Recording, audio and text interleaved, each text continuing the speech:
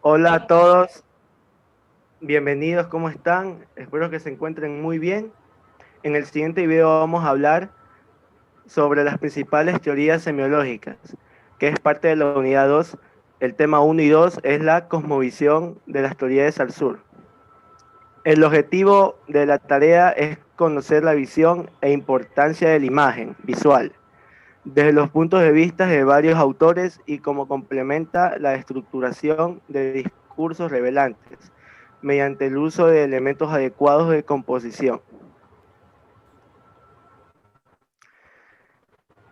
Ya habiendo leído la imagen visual del capítulo 8, que habla sobre la cosmovisión de las teorías de Saussure, que es un gran autor de la semiótica, las cuales nosotros vamos a explicar cómo surge y cómo hemos entendido toda esta materia mediante la elaboración de mapas conceptuales, tablas, mapas mentales o herramientas de Smart Art. Bueno, sin más preámbulos, a continuación voy a explicar un poco sobre la semiótica, que es el tema en general. La semiótica, que es conocida como la ciencia que estudia la vida de los signos en la comunicación, es decir, es la que interpreta imágenes, gestos o expresiones corporales, con la finalidad de conocer o explicar una idea a transmitir.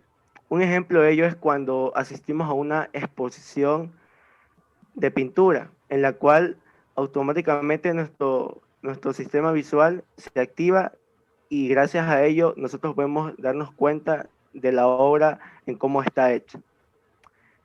¿Qué es la imagen visual según la teoría de Saussure? Que como ya mencioné antes, él es un gran autor de la semiótica. Eh, Simplemente es cuando un individuo activa sus cinco sentidos. Es decir, cuando estamos en la calle y vamos a cruzar el paso cebra, tenemos que estar pendientes de los bocines de los vehículos y del cambio de color de los semáforos. Entonces es algo que los seres humanos tenemos y no sabemos aprovecharlo. En ciertos casos se puede aplicar o en otros no, pero es algo tan maravilloso lo que nos puede dar la semiótica. Bueno, a continuación mi compañera va a hablar más sobre el tema de las teorías lingüísticas. Gracias. Yo les voy a hablar sobre la imagen visual.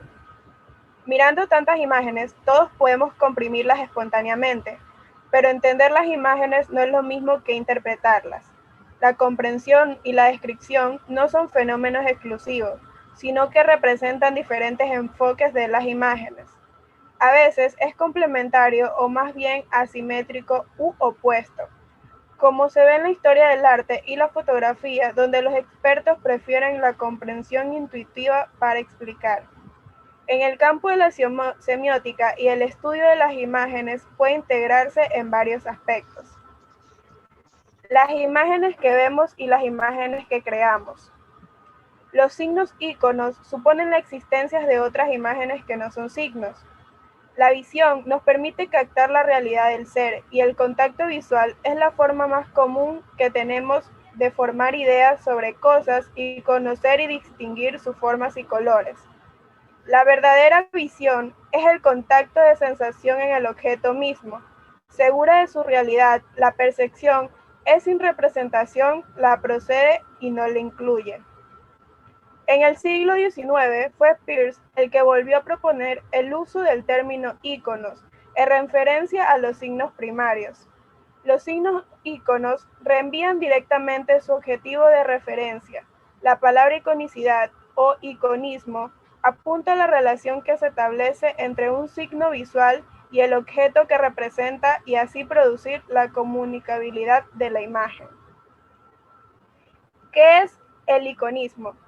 El iconismo, los tentativos por describir o definir el iconismo datan los inicios mismos de los estudios semióticos sobre las imágenes.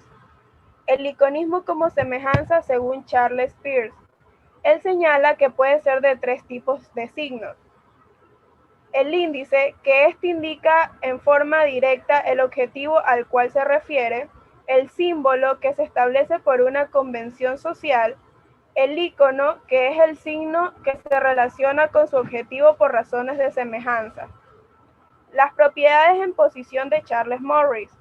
Él dijo que las imágenes son íconos porque denotan aquellos objetos que tienen las características que ellos mismos poseen, o comúnmente cierto conjunto especificado de sus características.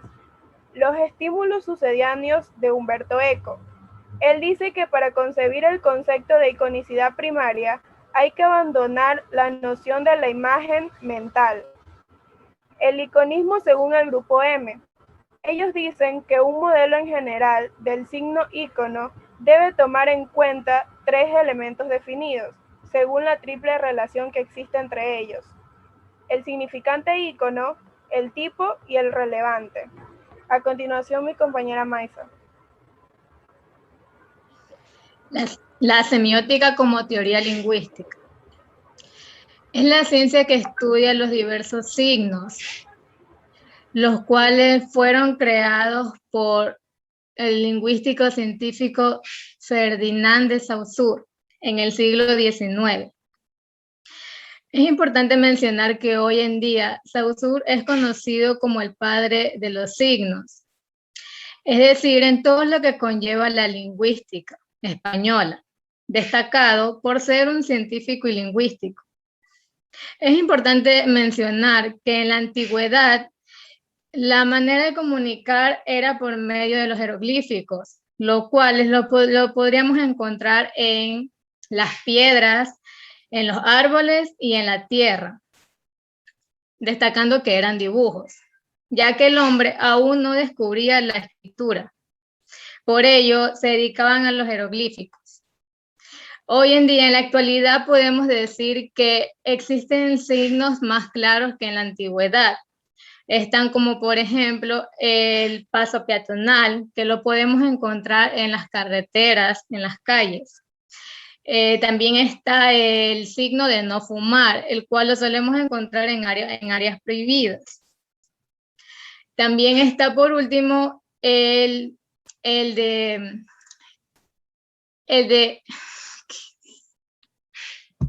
me quedé. Yo, ¿por qué tú sigues? Ya. El cual lo podemos, también está el de prohibido el paso, que lo solemos encontrar en las carreteras o en construcciones de edificios. A continuación, mi compañero.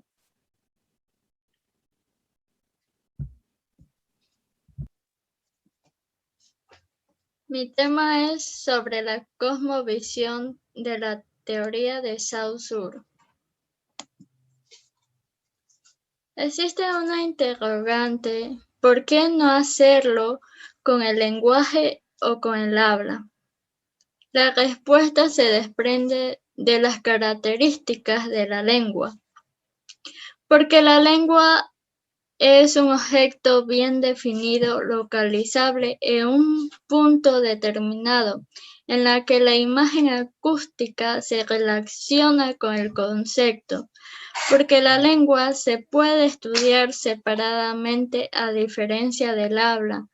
Es decir, que de estos elementos del lenguaje exige que ellos se involucren, porque la lengua es homogénea y el lenguaje es heterogéneo, porque la lengua es de naturaleza concreta y los signos lingüísticos se asocian por el colectivo social y están asentadas en el cerebro. Principios metodológicos, según Saussure. Primero, lenguaje y habla. Segundo, sincronía y diacronía. Tercero, forma y sustancia. Cuarto, individual y supraindividual. La lengua y el habla son inseparables. La lengua es un carácter social colectivo y el habla es un carácter social individual, pero entre ellos hay una similitud, Es un conjunto de los hábitos lingüísticos que permiten a un individuo comprender y hacerse comprender en el tiempo. Sincronía y diacronía. Este sistema nos permite estudiar a la lengua en un momento preciso de la historia. Diacronía es la manera de estudiar este tipo de sistema a través de la historia. Por ejemplo, sincrónicamente amigo tiene su definición y diacrónicamente amigo en latín significa amicus. Forma y sustancia. Refleja una forma, pero no es una sustancia. En el peón del ajedrez no es la forma, sino el movimiento y la ubicación que le da connotación y sentido dentro de la tabla. Cuarta individual. Es justo en esta homogeneidad del objeto de estudio que el de Saussure precisa de la metodología general en la lingüística científica, pero es impreciso en cuanto a declarar los principios de la metodología, en particular en lo que se refiere a su instrumentación, según Gerba 1 en 1988. Es decir, que en la metodología general era preciso el estudio, pero en la metodología en particular era confuso en lo que se refiere a su instrumentación. A continuación, mi compañero. El origen de la semiótica surge del contexto del punto de inflexión del lenguaje, la importancia de estudiar códigos, signos y lenguajes en cualquier instancia de la vida cotidiana. El origen de la semiótica. La semiótica nace de la palabra griega derivada sema, que significa signo, que es muy genérico porque tenía que dar sentido a las cosas desde la antigüedad. Existen tres tipos: los estoicos, Grecia clásica y San Agustín. La imagen visual. La imagen visual es una imagen que percibimos a través de la visión expresada en soporte del material de nuestro medio. Y por ello existen algunos tipos, como lo es la imagen y la comunicación, la imagen y sus atributos, y la imagen en los comerciales y televisión. La danza de los signos. La danza de los signos es un desafío que todo comunicador que se aprecie debe practicar en lo que quiera encuadrinar todo bajo la superficie iceberg de comunicación. La semiótica como teoría lingüística. Dice que antes era utilizada para estudiar los signos de las enfermedades, y la semiótica era un término antiguo y controvertido, y los estudiantes en relación de la sociedad que lo utilizaba.